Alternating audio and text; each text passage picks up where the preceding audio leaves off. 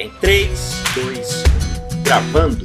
Começando mais um Contra a Cultura, chegando aqui até você pelas ondas da Rádio Novo Tempo e também pelos bits, bytes, zeros e uns da internet através dos nossos podcasts. Você pode encontrar a gente aí no YouTube, né, no canal Cristãos Cansados. Lá, com muito ou com pouca qualidade de vídeo, você pelo menos consegue ver nossas carinhas lindas e maravilhosas, cheirosas e perfumadas e arrumadas, né, meu cabelo muito bem penteado aí. E você pode também ver as nossas convidadas, e você já ouviu aí uma voz que você estava com saudade. Maiara Costa, bem-vinda de volta! Oi, Isaac, Vanédia, tudo bem? Oi, tudo bom, Maiara? Finalmente, né, tudo juntas. Bem. O pessoal já acabando tava, teorias da conspiração aí de que você havia... de que eu havia matado você para entrar... Você havia me matado pra entrar no meu lugar? Não, isso não existe. Ou que éramos a mesma pessoa, porque nunca fomos vistos ao mesmo tempo, no mesmo lugar, né? Então aqui... O timbre de voz é parecido, né? Então, você...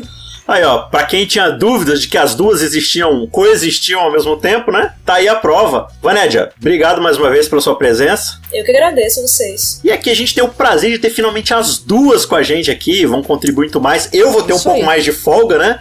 Vou ficar aqui mais no papel de mediação aqui e tal. Os últimos episódios eu acabava falando mais do que a Vanédia, às vezes eu falo mais que a Maiara também. A gente fica meio nervoso e vai tentando dar um jeito ali de... A gente não consegue pensar na pergunta e fica falando, tipo eu tô fazendo agora, no caso, né? Mas vamos lá pro nosso tema. A gente tá na série, né? A gente sempre frisa aqui a série Como Então Viveremos, que é essa temporada desse trimestre, que, baseado no Guia de Estudo da Lição, seria Estações da Família, né? E o episódio específico de hoje vem tratando sobre perdas, falando sobre as perdas. A gente já falou lá no episódio número 4, né, sobre a questão da solidão, quando a gente encara a morte, né, pessoas que nos deixam, né? A gente já falou também sobre perda de emprego, na questão das escolhas e tudo mais. E agora, especificamente, está falando realmente do ato de se perder alguma coisa, daquela situação que perde alguma coisa. Afinal de contas, né, como a gente sempre diz aqui, a vida do lado de cá do Éden é sempre muito complicada, é cheia de surpresas por causa do fator pecado, né? Então a gente poderia dizer que nas nossas vidas aqui de pecado, nesse mundo, é cada dia um 7-1 diferente, não é não? É exatamente isso. Então as perdas, né, passaram a fazer parte da vida. Eu queria começar com o texto aqui de Filipenses 3:8, que é o verso-chave que o próprio Guia de Estudo vem trazendo pra gente, que aparentemente fala sobre um tipo de perda. E aí eu queria ver com vocês que tipo de perda é essa que Paulo está trabalhando aqui em Filipenses. Diz o seguinte, Filipenses 3:8, tá? Sim, deveras considero tudo como perda por causa da sublimidade do conhecimento de Cristo Jesus, meu Senhor, por amor do qual perdi todas as coisas e as considero como refúgio para ganhar a Cristo. Paulo aqui ele tá falando que é necessário a gente ter perdas na nossa vida, perder às vezes um familiar, perder o emprego, né? A gente abrir mão das coisas que a gente alcançou na vida para alcançar algum tipo de salvação. Ele tá usando esse verso aqui para nos aconselhar que na vida a gente vai perder as coisas mesmo, assim como, sei lá, Jó perdeu, outros personagens, né, através da história perderam. Que tipo de perda específica Paulo tá falando nesse contexto exato aqui de Filipenses 3? Paulo aqui ele não tá aconselhando ninguém a isso, não. Aqui Paulo tá falando da experiência dele. Como que ele considerou tudo aquilo que ele, digamos assim, que ele havia adquirido na questão de status, na questão de fama. Por que não dizer até mesmo na questão de conhecimento em relação à sua fé, à sua religião? Ele tá dizendo aqui como ele considerou essas coisas, o que ele fez com essas coisas quando ele descobriu um tesouro muito maior que é Cristo. E sem falar que Paulo não tinha perdido nenhuma dessas coisas, né? Ele continuava judeu, ele continuava tudo isso. Então, ele sequer tinha perdido. Ele fala que ele considerou como perda, ou seja, para ele não fazia mais importância essas coisas, porque a importância agora estava em Cristo, né? Sim. Isso aí também diz um pouco pra gente sobre como a gente vai encarar as perdas, dependendo de como a gente encara o que a gente já tem. Né? Se eu não me agarrar a isso, se aquilo que eu tenho hoje não for a minha esperança, não for a razão dos meus afetos, e sim Cristo, né? Sim. Aí quando essas coisas se perdem, aí isso mostra onde estava o nosso coração também. Se você analisar o contexto todo aqui de Filipenses, especialmente o capítulo 3, ele tá falando da sua herança benjamita, né? A tribo que ele tá falando nasceu. De quem ele era, né? Sim. Antes de o status que ele possuía, né? Ele era um membro importante do Sinédrio, né? da liderança ali. Então, tudo aquilo pra ele perde que meio assim o valor, ou o Sim. sabor, ou o sentido, porque o objetivo de todas aquelas coisas deveria ser conduzir ao Messias que ele tanto esperava. Então, quando ele encontra esse Messias, puxa, o que era tudo aquilo? Se eu não tivesse encontrado ele? Não era nada, não me levaria a lugar nenhum. Muito mais do que as perdas de Paulo, isso aí fala sobre a identidade de Paulo, que antes ele ancorava a identidade dele, o senso de valor dele nessas coisas. Exatamente. Agora, com Cristo, ele considera como perda, não que ele perdeu, ele considera como perda. Para ele não faz mais diferença por causa de Cristo, então a identidade dele está agora em Cristo, né? Na verdade, inclusive assim, ele pode estar dizendo que se ele se apegar a essas coisas opostas a Cristo, assim, colocá-las em oposição a Cristo, tipo, e se apegar a elas, isso para ele seria uma perda, né? Ele tomaria um prejuízo muito grande, que é perder o próprio Cristo de vista, né? Exatamente. E isso me faz, assim, adiantar um pouco. A gente vai lá pro fim dos tópicos da lição, que no caso, para você que tá com o guia aí, a parte de quarta-feira fala aqui sobre perda da liberdade, e a lição vai tratar sobre vícios, né? E a gente poderia converter a palavra vícios aqui em uma questão, digamos assim, mais, eu não gosto de usar essa expressão, mais espiritual, digamos assim, que seria a questão da idolatria. Digamos que Paulo, diante de tudo aquilo que ele aprendeu sobre Cristo e que ele viu em Cristo, e diante da oportunidade de exercer o ministério que ele exerceu, que a gente pode acompanhar, por exemplo, no livro de Atos, né? Mas Paulo se apegasse ao seu status, endurecesse seu coração e falasse assim, não, eu tenho muito a perder, eu não posso abrir mão dessas coisas. Seria correto dizer que Paulo estaria se apegando a essas coisas a ponto de transformá-la num vício, Vaned? O ídolo é exatamente isso, né? É aquele em quem você coloca suas esperanças, aquele em quem você coloca seus anseios, é o motivo da sua preocupação, o motivo de você acordar, é o seu primeiro pensamento. Então, assim, ídolos são isso. E ídolos sempre vão exigir sacrifícios, né, como eu falei da outra vez. Os ídolos, eles vão... Às vezes, por exemplo, você tem um trabalho que é uma coisa boa, que Deus deu, mas você cria um vício nesse trabalho. Os ídolos sempre vão ser coisas boas da criação de Deus, que a gente perverte e transforma em ídolos, né? Calvino disse que nosso coração é uma fábrica de ídolos. E aí você vai pegar essa coisa boa e vai transformar em algo que vai absorver você por completo. Então, de fato, qualquer coisa pode ser um ídolo. Pode ser um status que você tenha, pode ser o prestígio, pode ser qualquer coisa que você coloque como sendo o seu senso de identidade, de valor, esteja naquilo, né? Então, de fato, os vícios são isso também. Quando você tem o vício, por exemplo, em sexo, é uma coisa boa, da boa criação de Deus, que você perverte e você transforma num tirano, né? Quando você não coloca Deus em primeiro lugar, essas coisas tiranizam nossa vida, né? Se tornam déspotas. Se você levar em consideração que a Bíblia trata a idolatria como obstinação, é isso que nós vamos encontrar lá em 1 Samuel capítulo 15, verso 23, se eu não me engano. Tudo aquilo que nós nos tornamos obstinados, não sendo Deus, né, digamos assim, é idolatria. Se você observar a vida de Paulo, né, que nós estamos comentando aqui, lendo o registro a partir de Atos capítulo 9, você vai perceber que Paulo ele era totalmente obstinado pela sua religião, pela sua crença, por aquilo que ele aprendeu, né, desde de sempre, desde pequeno, enfim. Se não fosse Jesus na vida dele, todo aquele status que ele havia adquirido, teria sim se tornado um ídolo para ele. E se não fosse Jesus na vida dele ainda, tudo aquilo que ele adquiriu depois de ter conhecido Cristo também poderia ter se tornado uma idolatria, uma obstinação na vida dele. O vício, a idolatria, não tem a ver com fazer coisas ruins. Tem a ver com você elevar coisas boas a um lugar onde elas não pertencem, que no caso é a soberania de Cristo, né? Agora você falou, Mayara, que tipo assim, qualquer obstinação que não seja em Cristo se torna um vício ou um ídolo, né? Isso me faz refletir na seguinte questão. É possível se tornar, digamos assim, viciado em Cristo? Será que existe alguém que acorda de manhã e fala assim, cara, eu não consigo pensar, não consigo raciocinar, não consigo fazer mais nada enquanto eu não sentar, ler a Bíblia, cantar um hino e orar? Senão minha mente não funciona, eu fico ansioso e tal. Será que Deus ele trabalha com nos fazer, digamos, viciados nele ou não?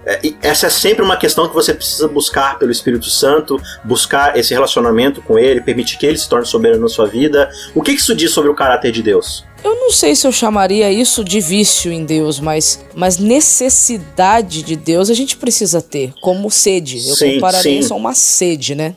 Uma necessidade biológica, de fato, né? É uma necessidade biológica que somente a presença de Deus em nós pode suprir. Mas isso cria uma espécie de escravidão, como um vício causa? É complicado, porque a gente tem o senso da palavra escravidão como sendo uma coisa muito ruim. Né? Nós não tivemos experiência com escravidão, mas tudo de escravidão que a gente já ouviu é ruim. Mas se você observar bons senhores de escravos, por exemplo, e que deram cartas de liberdade para os seus, né? Para os seus escravizados. Se esse senhor de escravos é bom, você não vai querer sair de perto dele, porque ele é bom para você. Paulo vai dizer que nós somos escravos de Cristo, né? Mas ele é um bom senhor, ele não nos maltrata, por isso que a gente quer ficar perto dele. Então acho que esse vício na questão, você diz assim, da dependência, né? Porque o vício, ele causa o famoso vício-dependência. Então, nesse sentido, sim, a gente tem que ter vício-dependência de Deus, porque sem ele a gente morre, né? Sem ele a gente não tem vida, tem sobrevida. Entendi. Então deixa eu tentar colocar de uma outra forma. Vanédia, quando eu me submeto a Deus, né? Eu me escravizo a ele. Isso incorre na perda de liberdade? Aí que tá, né? Como a gente falou da outra vez também, sim, vai incorrer numa perda de liberdade, mas em qual liberdade, né? A liberdade que eu tinha pra me destruir, eu não vou ter mais, entendeu? Vai haver um cerceamento da liberdade, mas, como disse também, né, aquele mesmo rapaz daquele hino, né? Daquela música Pais e Filhos, ele falou também assim, né, Renato Russo, disse, disciplina é liberdade. Então, quando você muitas vezes restringe algumas coisas que vão lhe destruir, é aí que é com essa restrição que você tem liberdade. Você ter dependência de Deus. No caso, não seria o vício mesmo, né? Porque o vício é uma dependência de qualquer coisa que não é Deus. Então, que vai destruir você. Essa questão de você ter uma dependência de Deus é você colocar a dependência no lugar certo. E aí você vai sim ser escravo de Cristo, porque você não tem como não servir a alguém. Ou você vai servir a Cristo, ou você vai servir a um Deus tirano, cruel, que é o seu próprio ego, é o dinheiro, enfim, é a fama. Aí Cristo vai usar de misericórdia com você, né? E não de tirania. Não adianta, né? Nós não fomos criados para não sermos subordinados a nada. Se você ler Gênesis capítulo 1, o projeto original inicial da criação, ele não coloca o ser humano como senhor de si mesmo. O ser humano, ele está debaixo da soberania de alguém. Então, o grande lance da questão da liberdade é que quando Satanás fez a oferta do pecado para Adão e Eva, não era para que por trás das entrelinhas, para que eles fossem insubordinados por serem subordinados. Não, o problema ali era com Deus. Ele é tirano, então coloque outro senhor no lugar dele que não seja ele, né? Nós temos liberdade? Temos liberdade. Só que é como a Vanédia disse, quando fomos resgatados por Cristo, nós voltamos ao estado original, né? Ou estamos voltando para aquele estado original da liberdade de conseguir, com a ajuda de Cristo agora, escolher o que é melhor, escolher o que é certo, escolher o que nos protege, o que nos faz bem. Por mais liberdade que um pai dê a um filho, ele não vai dar liberdade, se ele o amar, não vai dar liberdade para enfiar o dedo na tomada, não vai dar liberdade para ele correr na frente dos carros. É a mesma coisa com a gente, né? Deus nos dá liberdade para que a gente tenha uma vida plena e vai tirar as coisas, a gente vai perder coisas que tiram essa plenitude da nossa vida. E muitas vezes Deus vai fazer com que algumas coisas saiam da nossa vida, que a gente vai encarar como uma perda imensa, mas Deus, conhecendo o fim desde o princípio, Ele conhecendo todas as variáveis, tendo o controle de tudo, sabe que aquela perda ali vai servir para que a gente ganhe, né? Para que a gente tenha liberdade em várias outras coisas que a gente não consegue enxergar hoje, né? Mas aí, Deus, no caso, então, ele trabalha com cerceamento de liberdade, ou essa, digamos, escravidão é algo a que a gente precisa se submeter? Deus, ele vem e confisca isso da gente, ou é um processo de entrega, de abrir mão do controle, do próprio eu, daquelas coisas que nos escravizam e buscar um novo Senhor? Na minha visão, ele não tira, não. Eu acredito que no relacionamento com ele, você entrega, né? As duas coisas. Tem coisas que você vai ter que entregar. E tem coisas, por exemplo, a perda de um familiar, você não tem controle sobre isso. Não temos total controle nenhum sobre essas questões, né? E é justamente isso que as perdas fazem, né? As perdas fazem com que a gente entenda que a gente não tem o controle das coisas. E aí a gente perde algo, e a gente fica sem chão e diz, meu Deus, eu não tenho mais controle sobre a minha vida. Ótimo que a gente entendeu isso. Porque, perca o controle, né? Exato, porque a perda muitas vezes faz com que a gente tenha uma noção da realidade. A realidade é, eu não controlo as coisas. Eu posso sim entregar coisas a Deus, mas as circunstâncias completas eu não controlo. E as perdas vão me ajudar a me lembrar disso, que o controle está nas mãos de Deus, não na minha mão. Isso eu concordo, realmente. Então, por exemplo, quando morre alguém, ou até mesmo por alguma questão de fatalidade da vida, você fica doente. Eu digo por fatalidade porque, assim, tem coisas que a gente faz que dá os frutos, na consequência vem, né? Natural. Mas, por exemplo, as coisas que nós não estamos plantando, vamos dizer assim, para podermos colher depois, né? Que são as coisas que podem acontecer, né? Ou por intervenção divina, ou por intervenção satânica, ou pelo acaso, enfim. Realmente, as perdas ajudam a gente a nós olharmos para nós e entendermos quem nós somos e vermos que realmente é ilógico o ser humano querer estar no controle, sendo que ele mesmo não tem o controle. Sabe qual foi a vez que eu mais tive, assim, a noção de que eu não tô no controle?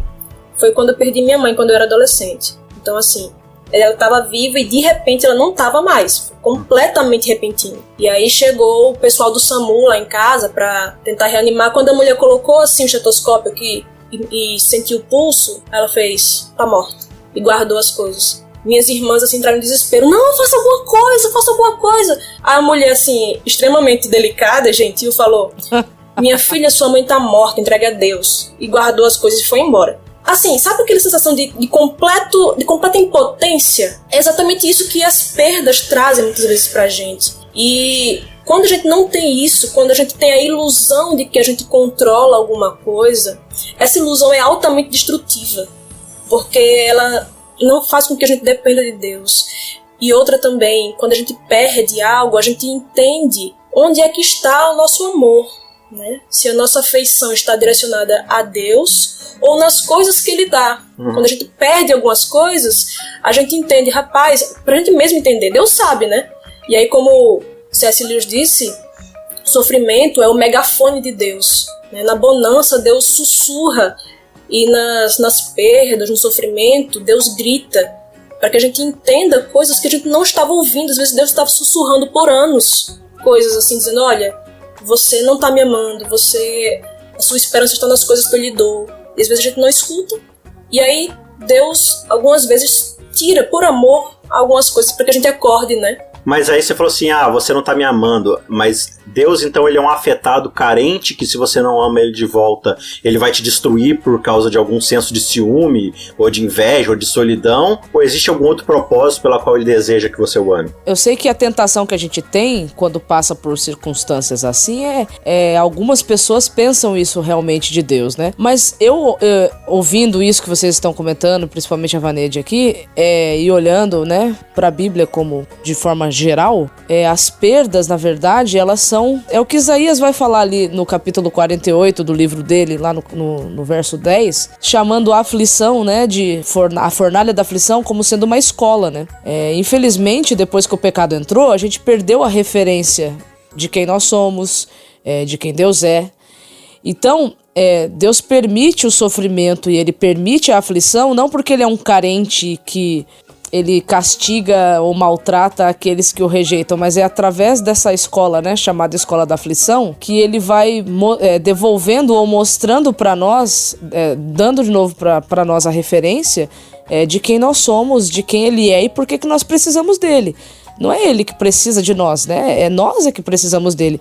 E muitas vezes, infelizmente, depois que o pecado entrou no mundo, a gente só consegue ter essa noção através da dor, através do sofrimento. Então as perdas, elas são pedagógicas, né? Elas podem nos ensinar essa importante lição. É o que a Bíblia vai falar, Tiago vai falar, né? Que a provação, ela refina, aperfeiçoa a nossa fé, né? Então, infelizmente, depois da entrada do pecado no mundo, nós temos que passar por perdas, temos que passar por dor, temos que passar por problemas, mas a grande questão é com qual espírito que nós vamos passar por isso, né? Aí é o que a Vanédia disse. O espírito que eu passo pela perda demonstra qual é o tipo de relacionamento que eu tenho com Deus ou o que eu espero desse Deus. Se eu estou com Ele por quem Ele é ou se eu estou com Ele por causa das coisas que Ele faz. Agora, por exemplo, a gente vê a história de Jó, né? Jó passou por tudo aquilo que ele passou, né? Perdeu basicamente tudo que ele tinha, exceto a própria vida, e mesmo a sua vida foi afetada pela qualidade da sua saúde, né? Mas no fim ele recuperou sua saúde, Deus deu para ele em dobro tudo que ele possuía, recebeu filhos, filhas, enfim, voltou a ser um homem extremamente próspero. Nos evangelhos a gente vê vários milagres de Cristo ressuscitando pessoas, trazendo saúde de volta às pessoas. Existe uma garantia na Bíblia de que se a gente se relacionar com Deus de alguma forma específica, se a gente ofertar alguma coisa, enfim, existe algum tipo de acordo com Deus que me permita, digamos assim, destravar as bênçãos e promessas da Bíblia de saúde, prosperidade, vida? Ou isso é algo que eu vou ter que aprender a lidar e como eu posso lidar com isso? Não, nós vamos ter que aprender a lidar, né? Você não tem como barganhar com Deus. Mas não tem essa promessa na Bíblia? Você não tem essas histórias aí? De milagres essas e de recursos? histórias para mostrar que Deus atua, que Deus age, mas isso também não acontecia ao acaso. Isso não acontecia assim por acontecer. Dentro do contexto que essas curas e que essas ressurreições aconteceram, porque era extremamente importante para que houvesse a evidência de que quem realmente estava ali era um enviado de Deus, quem estava ali era o próprio Deus, enfim. Mas a garantia que eu tenho da parte de Deus é o seguinte: no mundo você vai ter aflições, mas tenha de bom ânimo porque eu estarei com você.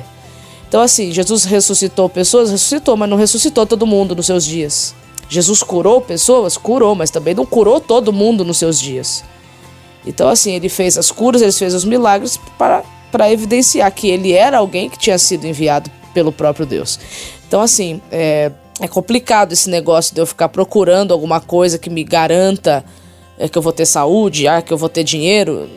Não, você pode ter saúde, você pode ter dinheiro, você pode buscar isso, mas você também tem que entender que aflições vão fazer parte da vida. Esses dias eu estava ouvindo uma palestra, né, sobre... enfim, a pessoa juntou ali um pouco de palestra tava tentando fazer um sermão ali, e ela foi lá em Romanos e ela falou assim: olha, Paulo diz claramente, tudo posso naquele que me fortalece. Então, se eu tiver muita fé, muita certeza, eu posso alcançar uma vida positiva, de conquistas, de vitórias. Essa é uma promessa bíblica, de que se eu tiver dependência de Deus e entregar tudo pra Ele, Ele vai me fortalecer para eu conseguir as coisas que eu quero conseguir na minha vida? Tudo posso naquele que me fortalece, de fato. Mas o que é esse tudo? É tudo irrestritamente? Então eu posso sair daqui agora e voar até aí? Não, né? Então assim, o tudo é restrito pelo contexto que Paulo está falando. Paulo, desde o versículo 10 do capítulo 4, né, de Filipenses, ele vem falando sobre as tribulações que ele vinha passando. E ele disse: exatamente, olha, eu posso suportar todas essas coisas, porque Cristo me fortalece. Preso, né? Exatamente. Sim, ele estava preso. E assim, Paulo... ele falou isso, mas se a gente encarasse como eu posso conquistar todas as coisas, Paulo foi o primeiro a não se cumprir essa promessa na vida dele. Porque ele não conquistou coisas, no sentido de que ele teve riquezas. Não, ele morreu decapitado por Nero, provavelmente, e Deus não segurou a espada.